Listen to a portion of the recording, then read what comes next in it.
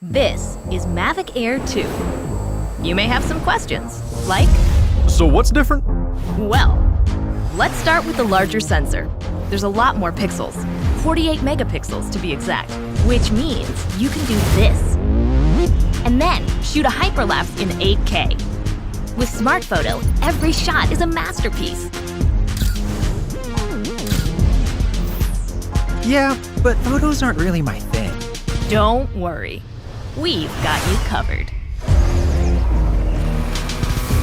It also does 4K 60p video.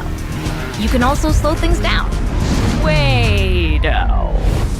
And yes, there's HDR video. How's the flight time? It's fantastic. You're looking at up to 34 minutes in the air, a new record for the Mavic series. We've added OcuSync 2.0, so you can fly longer and see clearer. What if I'm not a great pilot? That's where FocusTrack comes in, so you can fly like a pro. Or just press a button. Here's the best part: automatic obstacle avoidance. Okay, but what do I do with all these shots? Here's an idea.